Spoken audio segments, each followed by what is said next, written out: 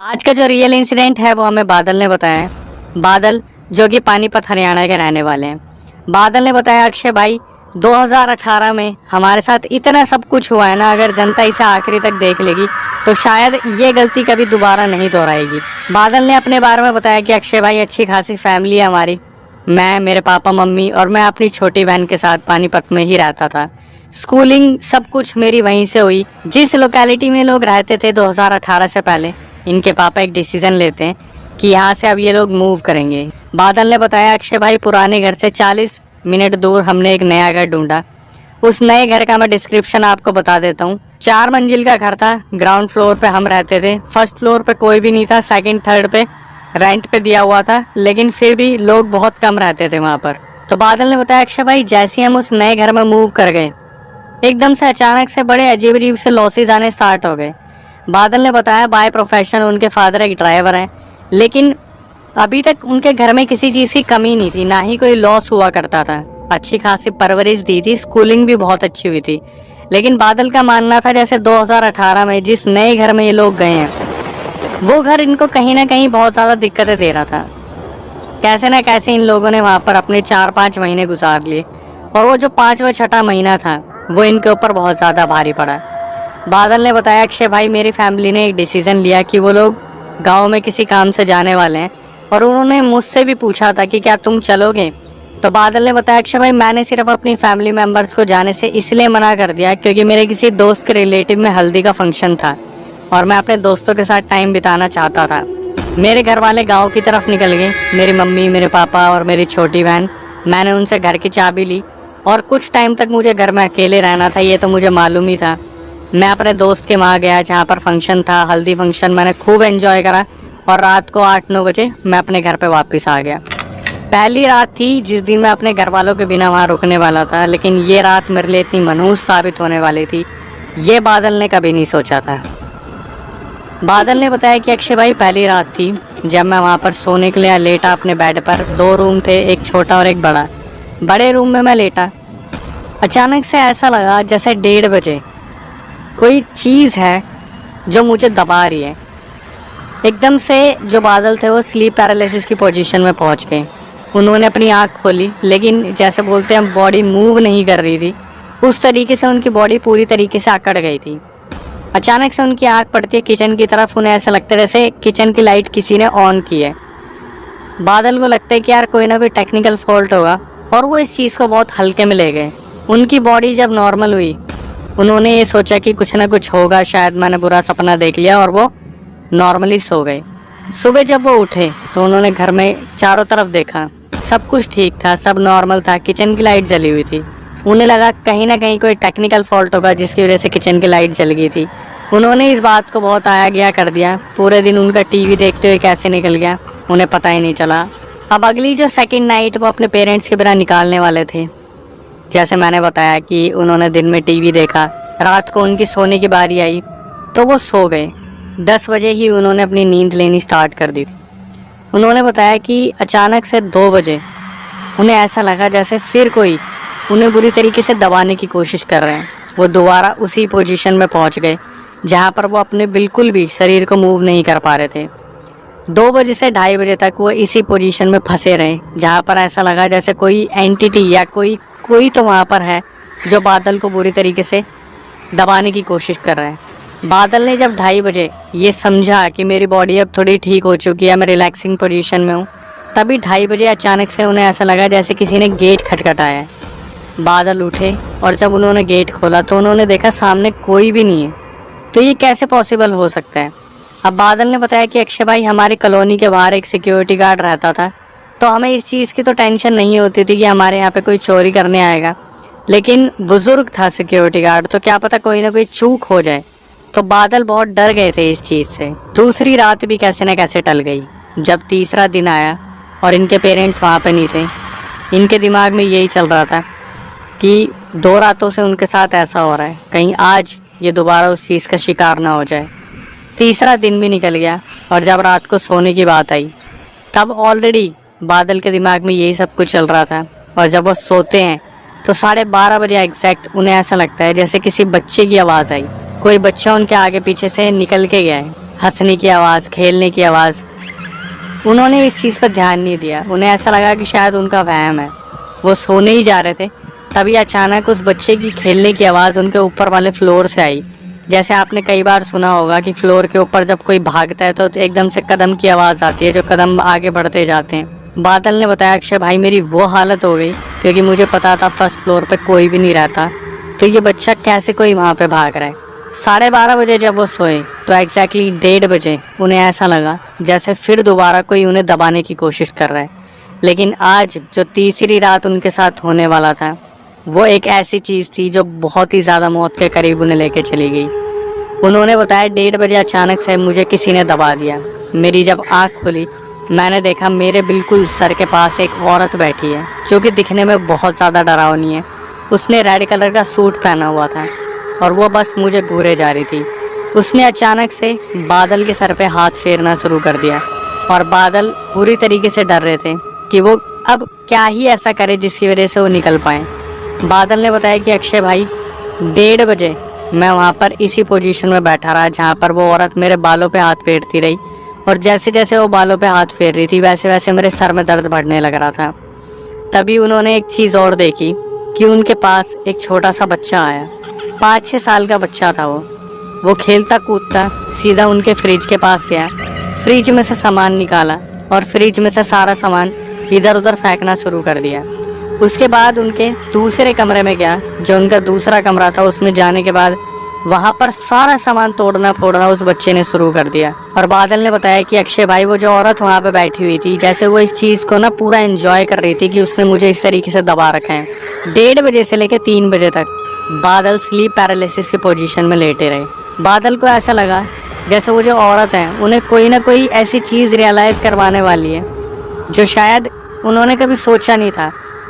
वो 3 बजे इस चीज़ से फ्री होना चाह रहे थे, तभी वो औरत एकदम से बोलती है कि चले जाओ यहाँ से, वरना मैं तुम सबको बुरी तरीके से बर्बाद कर दूंगी।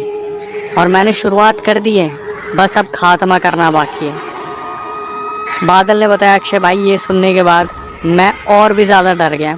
मैं ये देख रहा था कि वो जो औरत है मेरे सर पे हाथ फेर रही है, और वो बच्चा जब उसने मेरे पूरे घर में तोड़ फोड़ मचा दी, फिर वो आया मेरे बेड के पास, ऊपर चढ़ा बेड पे और उसने मेरे पैर पे एकदम से नाखून मारा। इतनी ज़ोर से नाखून गाड़ दिया कि आज तक 2018 से 24 तक आज तक उस नाखून का निशान गया नहीं है।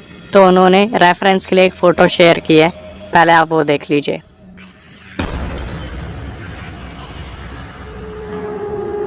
अगर आपने ये फ़ोटो देख लिया तो आप देख सकते हैं कि यहाँ पर एक निशान विजिबल हो रहा है। बादल का मानना है कि वो बच्चे की स्पिरिट थी, बच्चे की वो जो आत्मा थी, उसने नाखून गाड़ा था जहाँ पर बादल के पैर से खून भी बहना शुरू हो गया था। बादल अपने मन में भगवान का नाम लेना शुरू करते हैं। एग्जैक्ट 3 बजे उनकी आँख खुलती है और वो थोड़ा सा रिलैक्स फील करते हैं। वो सीधा उठते हैं, सीधा अपना गेट खोलते हैं और सीधा बाहर निकलते हैं। सीधा सिक्योरिटी गार्ड के पास जाते हैं भाग के और उनको पूछते हैं कि आपने आवाज़ सुनी कि मेरे घर में क्या कोहराम मच रहा है। सिक्योरिटी गार्ड बड़े नॉर्मल तरीके से बोलते कि क्या हुआ बेटा, मैंने तो तुम्हारे घर से कोई आवाज़ नहीं सुनी। सिक्योरिटी गार्ड को बताते कि मेरा पूरा घर तहस तहस हो चुका है, मेरे साथ चलो और देखो कि मेरे घर में क्या क्या हुआ है। जब बादल के साथ सिक्योरिटी गार्ड घर में पहुँचे तो उन्होंने एक ऐसी चीज़ देखी जिसको उन्होंने कभी एक्सपेक्ट नहीं किया था कि उनके पूरे घर में एक एक चीज़ को बुरी तरीके से तोड़ दिया गया है। ये दृश्य देखने के बाद कहीं ना कहीं सिक्योरिटी गार्ड को लगा कि कुछ ना कुछ तो गलत है। इतना सब कुछ एक घर में कैसे हो सकता है, ये पॉसिबल नहीं है। सिक्योरिटी गार्ड बोलते कि बेटा तुम अपने पेरेंट्स को बुला लो, तुम्हारे लिए ज़्यादा अच्छा रहेगा। बादल सिक्योरिटी गार्ड को बोलते ठीक है अंकल।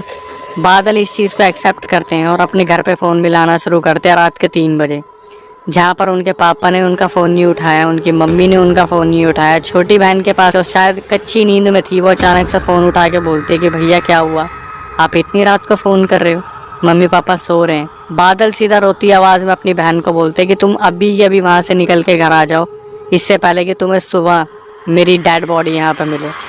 बहन बहुत ज़्यादा डर गई, उन्होंने पापा को उठाया, पापा ने बात करी तो बादल ने बोला कि पापा पूरा घर तहस तहस हो गया, आप फटाफट यहाँ पे आ जाओ। बादल ने बताया कि मेरे पापा को मम्मी को गांव से आने में 2.5 से 3 घंटे लगे और जब उन्होंने घर में आके देखा, उन्होंने देखा कि सब कुछ LED सोफा, वहाँ जो डाइनिंग टेबल थे, वहाँ पर जो जो चीज़ें थी, बर्तन, कांच के बर्तन, सब कुछ तोड़ फोड़ रखा था। फ्रिज का सारा सामान बाहर फेंक रखा था। पहले तो बादल के पापा ने पूछा कि क्या हुआ, सच सच बता। और पूछने पर बादल ने बताया कि ऐसे ऐसे मेरे साथ सब कुछ हुआ, सारी चीज़ें बता दी। तो बादल के पापा ने बोला कि नहीं, तू झूठ बोल रहा, पक्का तेरे दोस्त आए होंगे। बादल ने सारी कसमें खा ली कि मेरे साथ सच में ऐसा हुआ है, वो औरत थी, वो बच्चा था, उसने मेरे पैर पर नाखून मारा, मैं अपने घर को क्यों तबाह करूँगा, यहाँ पे कुछ ना कुछ गलत है। ये बोलने के बाद उसके पापा ने बोला कि ठीक है, कोई नहीं, रिलैक्स कर, हम देखते हैं क्या कर सकते हैं। उन्होंने अपने घर को कैसे न कैसे संभाल लिया। उन्हें ऐसा लगा कि शायद कुछ ना कुछ हुआ होगा और उसे अनएक्सप्लेन्ड तरीके से ही रहने दिया। और अगले 2-3 दिन में वो अपने काम में बिजी हो गए। उसके बाद बादल ने बताया कि भाई, जब तक मेरे साथ सब कुछ हुआ था तब तक ठीक है, लेकिन अचानक से 10 दिन बाद उन्हें एक ऐसी चीज़ दिखती है जो उन्होंने कभी ज़िंदगी में ना सोची, और मैं नहीं चाहूँगा कि आप अपनी आंखों से कभी ऐसा देख भी लो। उन्होंने बताया कि भाई, मेरी बहन मेरे मम्मी पापा के बीच में सोती है। एक रात 12 बजे मेरा मन घबराने लगा। उनको इन्हीं सब चीज़ों के बारे में विचार आने लगे कि उनके साथ उस रात क्या क्या हुआ था। इन्होंने सोचा कि मैं छत पे जाके थोड़ा सा टहलता हूँ। बादल उठे, अपने कमरे से बाहर निकले। उन्होंने देखा उनकी बहन छत पे बैठी हुई है। उन्होंने मुंह नीचे कर रखा है और वह अजीब सी कोई धुन गुनगुना रही है। इसको देखने के बाद बादल बहुत ज़्यादा डर गए। बादल ने बोला कि तू यहाँ क्या कर रही है, चल नीचे, मम्मी पापा को बुलाऊँ। और उनकी बहन वहाँ पे ऐसे बैठी हुई थी जैसे किसी चीज़ ने उन्हें जकड़ रखा है, और वही धुन गुनगुना रही थी, अजीब सी धुन। बादल और भी ज़्यादा डर गए कि ये पक्का कोई ना कोई एंटिटी है जिसने उनकी बहन को पोसेस कर लिया। बादल ने बिना कुछ सोचे समझे नीचे भागना ज़रूरी समझा। वो नीचे भागे, अपने मम्मी पापा को ऊपर लेके आए। तो उन्होंने फर्स्ट टाइम एक्सेप्ट करा कि हाँ, इस घर में कुछ ना कुछ तो गड़बड़ है। उनकी मम्मी फिर दोबारा नीचे गई, गंगा जल लेके आई, और वो कैसे न कैसे गंगा जल को छिड़क के अपनी बेटी को नीचे लेके आए। डर के मारे पूरी रात ये लोग एक दूसरे को देखते रहे। रात गुजरने के बाद ही अगले दिन एक बाबा के पास गए, जिन बाबा की इनके घर पे बहुत ज़्यादा मान्यता है। उन बाबा ने बोला कि ठीक है, मैं तुम्हारे साथ चलता हूँ। और बाबा जब इनके साथ गाड़ी में वापस आए और घर में घुसे, तो बादल ने बताया कि अक्षय भाई, आप बिलीव नहीं करोगे, 2 मिनट के लिए तो बाबा के खुद के होश उड़ गए थे। जैसे उनके सामने कोई एक ऐसी एंटिटी आ गई थी जो बहुत ज़्यादा ईवल है और बहुत ज़्यादा पावरफुल है। बाबा ने सीढ़ियों की तरफ देखा और बोले कि तुम्हारे घर में एक औरत और उसके बच्चे की आत्मा घूमती है। बादल और उनके पापा, उनकी मम्मी, उनकी छोटी बहन ये सब कुछ सुन रहे थे और बहुत बुरी तरीके से डरे हुए थे कि ये पिछले 6 महीने से यहाँ पे रह रहे हैं, इन्हें अचानक से ये सब कुछ महसूस हो रहा है, ये हो क्या रहा है। और बादल के दिमाग में ये चल रहा था कि आज तक उन्हें ये चीज़ पता क्यों नहीं चली, कभी किसी आसपास रहने वाले ने उन्हें ये चीज़ कभी बताई क्यों नहीं कि ये घर हॉन्टेड है या फिर यहाँ पे कुछ ऐसा हो रखा है। लेकिन जो सबसे बड़ा राज बन चुका था बादल के सामने कि इस घर में ऐसा हुआ क्या है जिसकी वजह से अब ये इतना सब कुछ बढ़ने लगा है। तो जो बाबा इनके साथ आए थे उन्होंने बोला कि बेटा, तुम्हारे घर में पूजा पाठ करनी पड़ेगी, पूजा पाठ करने के बाद तुम्हारा घर थोड़ा सा ठीक हो जाएगा, फिर देखते हैं बाद में क्या परमानेंट सॉल्यूशन निकलेगा इसका। बादल ने बताया अक्षय भाई, बाबा ने अपनी पूजा पाठ की और हमारे घर को शायद बांध दिया था। हमारे घर को, मतलब जहाँ से हमारा घर शुरू होता है, गेट नहीं, गेट के वहाँ जो सीढ़ियाँ थी वहाँ पर कोई ना कोई दिक्कत थी, बाबा को पता था, तो उन्होंने हमारे घर को बांध दिया। लेकिन इसकी वजह से क्या हुआ, उनके घर में थोड़ा बहुत चीज़ें ठीक ठाक रहने लगी, जैसे लॉसेस कवर होने शुरू हो गए। घर में जो है अब वो परेशानियाँ नहीं होती थी दबने दबाने वाली, या फिर वो एंटिटी नहीं आती थी। लेकिन फिर भी इन्हें ऐसा लगा यार, अगर आप कहीं रह रहे हो तो पूरी तरीके से मुक्त होना ज़रूरी है इन सब चीज़ों से। ठीक है, बाबा ने हमें धागे भी दे दिए थे जो गुरुजी थे, लेकिन हमें डर तो फिर भी लगता था कि यार कुछ ना कुछ तो दिक्कत हो सकती है। तो बादल ने क्या करा, बादल ने सबसे पहले इतिहास निकालना शुरू करा कि यार कोई भी हमें बता क्यों नहीं रहा है कि इस घर में क्या क्या हो रहा है। एक दिन जब वो बाहर से आ रहे थे, उन्हें एक आंटी दिखती है जो उनके घर को घूर रही थी। बादल उन आंटी के पास जाते और बोलते हैं, आंटी आप मुझे कुछ बताना चाहोगे हमारे घर के बारे में। तो वो जो आंटी थी वो अचानक से बोलती है, बेटा तुम्हारे यहाँ पर कुछ भूतिया वगैरह कुछ हरकतें हुई हैं। तो बादल अचानक से बोलते कि आंटी थोड़ी, हमारे यहाँ तो इतना सब कुछ हो चुका है कि मैं आपको बता तक नहीं सकता। तो वो आंटी बादल को ऐसी चीज़ें बताती है। बादल ने बोला, अक्षय भाई मैं वहाँ खड़ा खड़ा सुन रहा था, 2 सिचुएशन हो गई थी, एक मैं अपने घर में ना जाऊँ, दूसरा मैं कैसे अपने घर वालों को लाऊँ। उन आंटी ने बताया कि इस घर में 3 लोग रहा करते थे, एक पापा, उनकी वाइफ और उनका एक बेटा। पापा ने किसी चीज़ के चलते यहाँ पर माँ बेटे को ख़त्म कर दिया था, बहुत बुरी तरीके से ख़त्म करा, जिसकी वजह से उनकी रूह आज तक यहाँ पर भटकती है। और बादल को बोली वो आंटी बेटा जितनी जल्दी हो सके अपने घर वालों को यहाँ से लेके चले जाओ, क्योंकि जब भी यहाँ पे कोई रहने आता है किसी एक की बलि ज़रूर चढ़ती है। ये सुनने के बाद बादल वहाँ पर सुन्न हो गए। वो अपने घर में गए, उन्होंने सारी सिचुएशन बताई, तो इनके पापा ने एक डिसीज़न लिया कि अब ये फिर दोबारा गुरुजी से मिलेंगे। इस बार जब ये लोग गुरुजी के पास गए तो गुरुजी अपने से और बड़े जिनकी मान्यता थी, जिन गुरु को वो मानते थे, उनके पास लेके गए। वहाँ से उन बड़े गुरुजी को इनके घर पे लाया गया, जहाँ पर वो जो गुरुजी थे बड़े वाले उन आत्माओं को अपने साथ बांध के लेके गए। मतलब वो जो औरत थी और वो बच्चा था जिन्हें वहाँ पर बुरी तरीके से ख़त्म कर दिया गया था, उन्हें अपने साथ वहाँ पर कैद करके लेके चले गए। जिसके बाद 2018 के बाद 2024 तक उनके घर में ऐसा कुछ भी नहीं हुआ, लेकिन कहीं ना कहीं अभी भी पूरा परिवार उस घर में डर के साए में रहता है। यहाँ पे आके जो moral of the story conclusion मिलता है कि आपको सीख लेने की ज़रूरत है कि आप जब भी कोई नया घर लो तो थोड़ा सा उसके बारे में पूछ लो, पता कर लो, चाहे वो रेंट पे हो चाहे वो परमानेंट हो, कि कहीं उस घर के पीछे का राज आपको एक राज ना बना दे। जो आज के टाइम की यूथ है या फिर जो आने वाली जनरेशन इन चीज़ों पे बिलीव नहीं करती, तो आप खुद सुन सकते हो वो रिकॉर्डिंग जो हम हर वीडियो के स्टार्टिंग और एंडिंग में लगाते हैं, जहाँ पर रियल इंसिडेंट रिकॉर्ड करने वाले लोगों की आवाज़ आपको मिल जाएगी। तो आखिरी में आगे यही बोलूँगा कि जो नए व्यूअर्स हमारे चैनल पे आ गए हैं उनसे रिक्वेस्ट है यार, हमारा मोटिवेशन बनाए रखें। प्लीज़ चैनल को सब्सक्राइब कर लें, बेल नोटिफिकेशन ऑन कर लें,